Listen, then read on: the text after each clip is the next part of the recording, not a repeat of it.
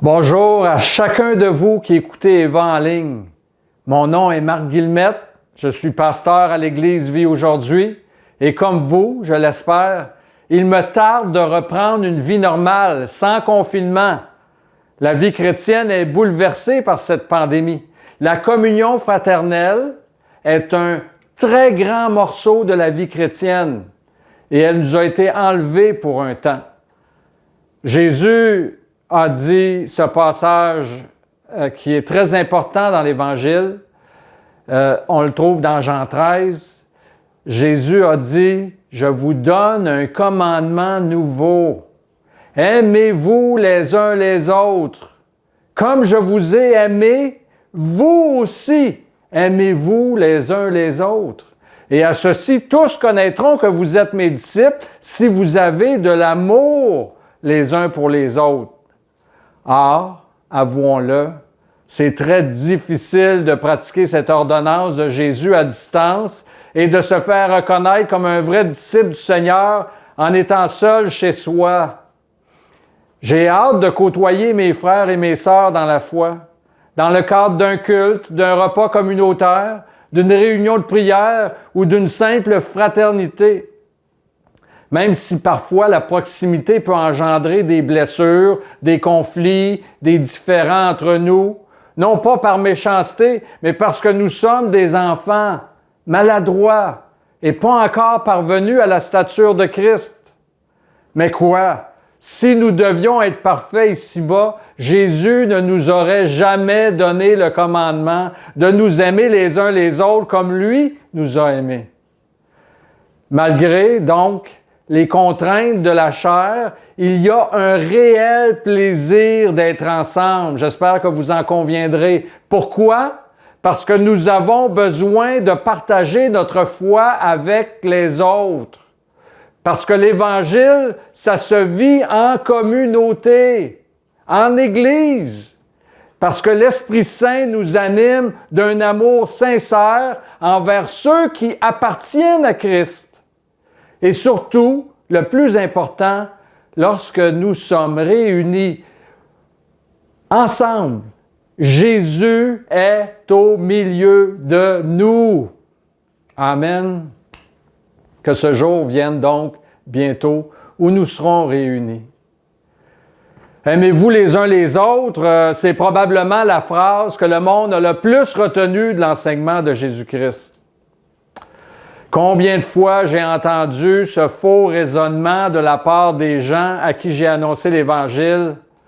L'important, c'est de nous aimer les uns les autres. Fais ça et tu seras sauvé. N'est-ce pas ce que la Bible a dit?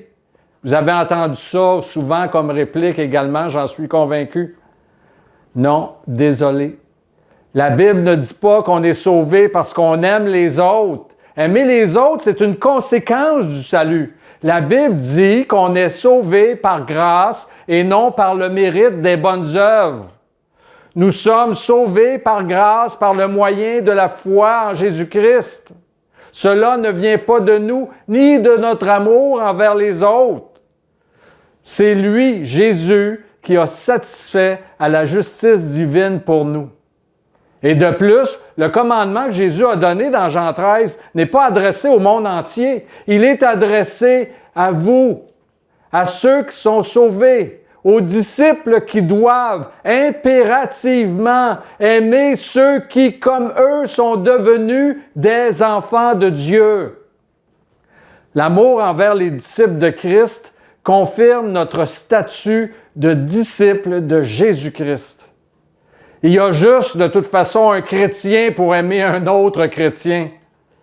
Quelqu'un qui n'est pas converti, parce qu'il ne croit pas en Jésus, ne pourra jamais aimer d'une façon durable un chrétien fervent avec sa foi et son amour de l'Évangile.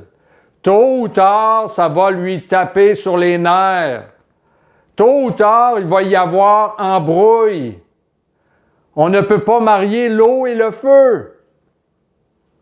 Mais les chrétiens sont faits pour vivre dans la communion fraternelle. Ils sont faits pour s'aimer les uns les autres comme Christ les a aimés. Ensemble, lorsque nous nous réunissons dans le cadre d'un culte chrétien, nous devenons de plus un témoignage puissant de l'existence de Christ. Il est ressuscité, il est vivant et il agit au milieu de nous. Lui qui est le chemin, la vérité, la seule source de salut pour l'humanité. Donc, lorsque les réunions reprendront, par obéissance au Seigneur qui vous a adressé ce commandement, il sera important que vous soyez présents. Présents pour recevoir l'amour des autres et présents pour donner votre amour aux autres. J'ose espérer que cette introduction dans mon message qui touche l'amour fraternel est prémonitoire d'un retour prochain en présentiel. Bon, je veux vous parler pour un 6e message sur la grâce de Dieu. N'oubliez pas, selon ce que Paul a écrit dans Éphésiens, nous sommes prédestinés dans son amour à être ses enfants d'adoption par Jésus-Christ, selon le bon plaisir de sa volonté, ça vient de Dieu et non pas de nous, à la louange, écoutez bien, à la louange de la gloire de sa grâce qu'il nous a accordée en son bien-aimé. Donc, vous comprendrez comme moi que le sujet de la grâce est important puisque nous sommes appelés à la louange de la gloire de sa grâce. La gloire de Dieu, c'est sa grâce. La gloire de Dieu, c'est de faire miséricorde. La gloire de Dieu, c'est de tendre la main vers sa création et vers toutes ses créatures pour les bénir. Alors, cette grâce que Dieu veut nous offrir aujourd'hui, elle nous a été accordée en son bien-aimé. Dans le dernier message, j'ai utilisé l'illustration de David qui fait grâce à Méphibosheth. J'espère que vous avez écouté ce message. En vertu d'une alliance traitée, donc, l'histoire de David et de Méphibosheth, en vertu d'une alliance traitée précédemment avec Jonathan, le père de Méphibosheth. L'histoire de Méphibosheth, c'est notre histoire. Nous étions destinés à demeurer dans l'ombre par la crainte de la mort. Nous étions perclus des 2 pieds, boiteux, incapables de marcher pour Dieu. Nous étions sur le plan spirituel des objets de honte, de déshonneur et de mépris. Mais Dieu, qui est riche en miséricorde, à cause du grand amour dont il nous a aimés, nous a rendus à la vie par Jésus-Christ. Il nous a pardonnés et entièrement rétablis dans la famille de Dieu. Et afin de montrer l'infinie richesse de sa grâce, il nous a fait asseoir à sa table dans les lieux célestes. Il a fait de nous des héritiers du monde avec Jésus-Christ, son Fils, et pour en rajouter, nous avons accès tous les jours à son trône de grâce pour que les vagues de son amour et de sa providence déferlent éternellement dans nos vies. Comprenez bien, la grâce de Dieu vous est acquise au nom de Jésus-Christ. Or, aujourd'hui, j'ai une autre histoire à vous raconter. Celle-là vient du Nouveau Testament. C'est une parabole de Jésus qui nous fait voir également la grandeur de la grâce qui nous est donnée. Et c'est la parabole des ouvriers. Lisons dans Matthieu 20 au verset 1. Donc, Jésus dit, « Le royaume des cieux est semblable à un maître de maison qui sortit dès le matin afin de louer des ouvriers pour sa vigne. Il convint avec eux d'1 denier par jour et il les envoya à sa vigne.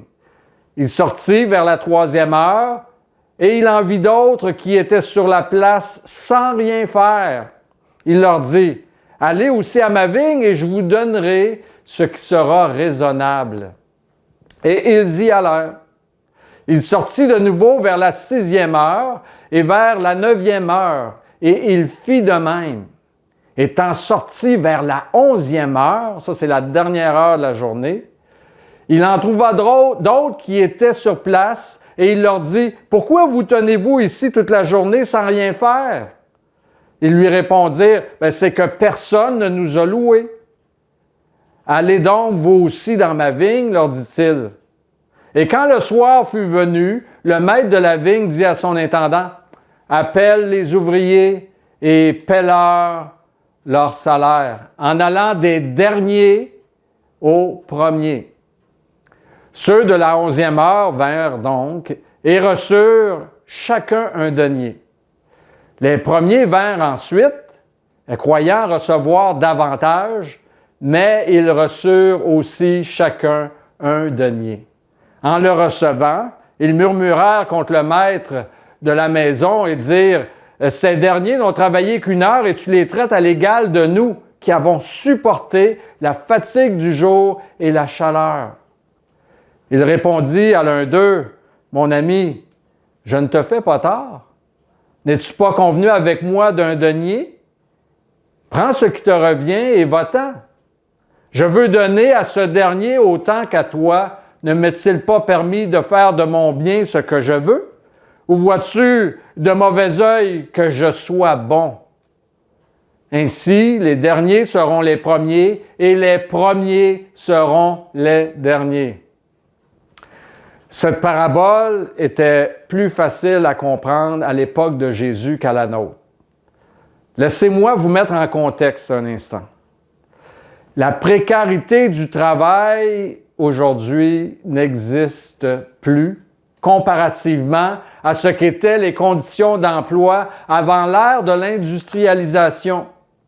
Peut-être que certains d'entre vous se plaignent de leurs conditions de travail aujourd'hui, mais comme on dit, quand on se compare, on se console. Alors laissez-moi vous comparer. Dans l'Antiquité, si tu avais la chance d'être libre, il y avait tellement d'esclaves à l'époque de l'Antiquité, à l'époque de Jésus, de Paul, dans les premiers siècles, sous l'Empire romain, qu'être un esclave était même devenu un statut social reconnu. Et si tu avais un peu d'éducation, là tu étais chanceux, tu pouvais probablement tirer ton épingle du jeu sur le plan économique. Mais pour la majorité de la population, ce n'était pas le cas. Et quand tu ne travaillais pas dans ces temps-là, tu ne mangeais pas et tu devais mendier. Si tu réussissais à trouver un boulot, c'était bien souvent occasionnel. Le temps d'une récolte, d'un labour, pour garder un troupeau, pour aider un marchand. Il n'y avait pas de job dans des compagnies lucratives et excitantes comme aujourd'hui, avec des possibilités d'avancement et une belle pension de retraite après 30 ans de loyaux services. C'était une journée à la fois. Et le salaire d'une journée équivalait à ce qu'il en coûtait pour se nourrir pendant une journée. Un denier. C'est pourquoi le salaire était donné rapidement à la fin de la journée, comme dans la parabole. Aujourd'hui, s'il fallait qu'un employeur donne comme salaire à ses employés juste ce qu'il faut pour manger une journée, il serait crucifié sur la place publique. Ça serait inacceptable. Nous sommes au Canada parmi les pays dont le salaire annuel moyen est le plus élevé au monde. Ce qu'on gagne pour une journée de travail dépasse de beaucoup ce qu'il nous en coûte pour nous nourrir et nous vêtir, sans compter tous les filets sociaux qui existent pour nous venir en aide en cas de difficultés financières. Pouvons-nous dire merci Seigneur de l'environnement que nous avons pour vivre et pratiquer notre vie chrétienne? Merci Seigneur de ce que nous avons. Merci Seigneur de ta bonté. Bon, je reviens à la parabole. Ça vous met un petit peu dans le contexte maintenant. Et là, il faut comprendre, le maître de la maison qui sortit le matin, c'est Dieu, naturellement. Et plus précisément, c'est Jésus-Christ. Car comme Paul l'a écrit, Dieu était en Christ, réconciliant le monde avec lui-même et n'imputant point aux hommes leurs offenses. Et il a mis en nous aussi, maintenant, la parole de la réconciliation. Donc, c'est une parabole, on pourrait dire également, de réconciliation, de grâce, de bénédiction. La difficulté pour comprendre cette parabole grandit au fur et à mesure que nous la lisons. Au début, c'est logique, la journée commence, il faut engager des ouvriers. Mais le problème, c'est que le maître de la maison n'arrête pas de sortir pour engager des ouvriers tout au long de la journée, même quand il ne reste qu'une heure au jour. Et ça défie toute logique. Qui fait ça? Mais en même temps, il faut comprendre, c'est une parabole qui explique le royaume de Dieu. La récolte doit être ramassée pour ne pas se perdre. Les ouvriers sont appelés à travailler dans une vigne. Le temps de récolte est court. Et il y a une question d'urgence ici. Et pour nous, chrétiens, bien, Paul nous fait part de ce sentiment d'urgence quand il déclare par rapport à l'œuvre de Dieu qui consiste, vous le savez, à sauver des âmes. Paul dit « Car l'amour de Christ nous presse, parce que nous estimons que si un seul est mort pour tous, tous donc sont morts. » Il y a un sentiment d'urgence d'apporter la parole autour de nous, de faire de toutes les nations des disciples parce que Dieu veut que tous soient sauvés et parviennent à la connaissance de la vérité. Bon. Puis arrive la fin de la journée et chacun va chercher sa paye dans la parabole. Et là encore, l'histoire semble hors de sens. Celui qui a travaillé 1 heure va recevoir autant que celui qui a travaillé toute la journée. Mais il faut comprendre, la clé de la parabole est dans la réponse du Maître à ceux qui s'objectent. C'est ce que Jésus veut que nous comprenions. Lorsque le Maître dit à un des ouvriers de la première heure, qui était déçu de sa paye, il dit « Vois-tu d'un mauvais œil que je sois bon? » Dieu est bon. Il est plein d'amour et sa grâce est surabondante. C'est ce que Jésus, donc, veut faire connaître dans la parabole. Pour le prouver, malgré le fait que Dieu n'avait nullement besoin de nous pour faire son œuvre, il a décidé dans son divin plan de nous embaucher, nous les indigents spirituels de ce monde, pour nous rendre participants de son œuvre céleste en Jésus-Christ.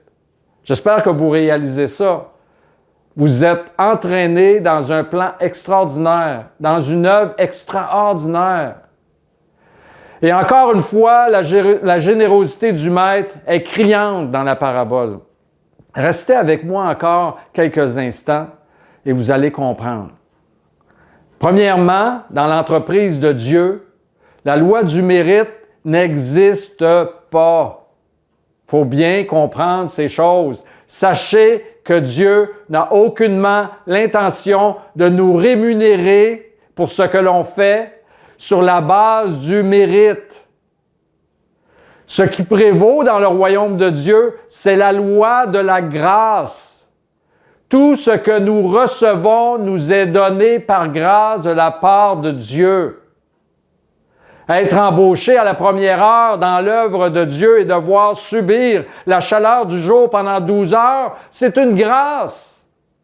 Et être embauché à la dernière heure et ne pas avoir à travailler épuisamment à l'effort collectif, c'est aussi une grâce. Pourquoi? Parce que ce qui compte, ce n'est pas autant l'effort que nous aurons mis dans le travail, qui de toute façon est accompli par Dieu en nous, comme Paul l'a dit. Dans 1 Corinthiens 15, il dit, en parlant des autres apôtres, il dit « J'ai travaillé plus qu'eux tous ». Mais Paul, dans son humilité, et pour parler selon la vérité, il a dit « Non pas moi toutefois, mais la grâce de Dieu qui est avec moi ». L'important, c'est qu'à partir du moment où on accepte d'aller travailler pour le Seigneur, on est inscrit sur le payroll. On aura part à la rémunération. On verra la bonté de Dieu. Et en ce jour, ce qui sera mis en valeur, c'est justement la bonté de Dieu. Sa gloire va éclater parce que sa grâce va être déversée sur nous abondamment.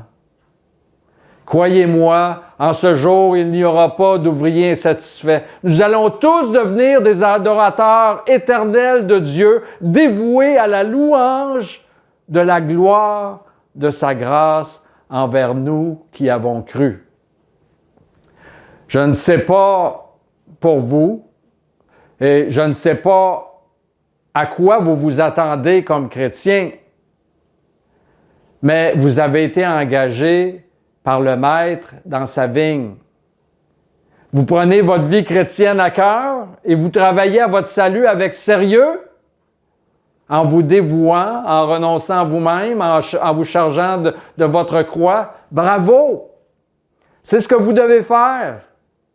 Mais la vie chrétienne, ce n'est pas fait que pour ici-bas.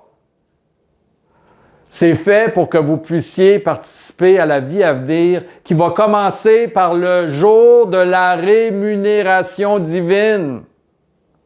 Et ce jour sera pour tous un jour extraordinaire. Je veux vous encourager dans ce message. Le jour de paye s'en vient, il s'en vient rapidement. Ce n'est pas le temps d'abandonner votre assurance. Et comme il est écrit dans Hébreux, n'abandonnez donc pas votre assurance à laquelle est attachée une grande rémunération à cause de la bonté de Dieu. Jésus a apporté cette parabole des ouvriers loués juste après que Pierre ait posé la question suivante. Vous irez voir Matthieu 19, Matthieu 20. Alors dans Matthieu 19, à la fin de Matthieu 19, Pierre pose cette question. Voici, nous avons tout quitté et nous t'avons suivi, Jésus. Qu'en sera-t-il pour nous? Jésus leur répondit, je vous le dis en vérité, quand le Fils de l'homme, au renouvellement de toutes choses, sera assis sur le trône de sa gloire, vous qui m'avez suivi, vous serez de même assis sur 12 trônes et vous jugerez les 12 tribus d'Israël. Et là, si vous ne vous sentez pas concerné encore parce que vous dites « Ah, ça c'est pour les apôtres », eh bien, écoutez maintenant ce que Jésus rajoute. « Et quiconque aura quitté à cause de mon nom ses frères ou ses sœurs ou son père ou sa mère ou sa femme ou ses enfants ou ses terres ou ses maisons, recevra le centuple et héritera la vie éternelle. » S'il vous plaît, sortez vos calculatrices. Si vous placez 1 000 $ et que vous en retirez 1 000 de plus l'année suivante, vous aurez fait 100% de rendement. Vous êtes d'accord avec moi? Le centuple, ça représente 10 000%. Écoutez-moi là, si vous trouvez un courtier qui offre seulement 10% de rendement dans une année, dites-le moi. Je vais lui confier le peu que j'ai pour ma retraite. Jésus nous promet 10 000% de rendement. Et l'apôtre Paul en rajoute en parlant de la rémunération en ces termes. Il dit, au-delà de toute mesure, un poids éternel de gloire. Chers amis, chers frères et sœurs, persévérez dans la foi en Jésus-Christ. Comme il est écrit, nous travaillons et nous combattons. Moi, en tout cas, c'est ma réalité en tant que chrétien. Je ne sais pas la vôtre, mais je pense qu'elle est comme la mienne. Parce que nous mettons notre espérance dans le Dieu vivant qui est le sauveur de tous les hommes. Principalement des croyants, nous dit Paul. La vie chrétienne, elle est comme le travail. Elle est comme le travail dans la vigne. Nous sommes des ouvriers et cela exige des efforts de notre part. Soyons vaillants. De plus, Nous reprendrons bientôt les réunions de l'Église après le confinement. Le Seigneur nous y attend pour travailler dans sa vigne en prodiguant aux autres l'amour dont il nous a aimés. Je vous y attends. À bientôt.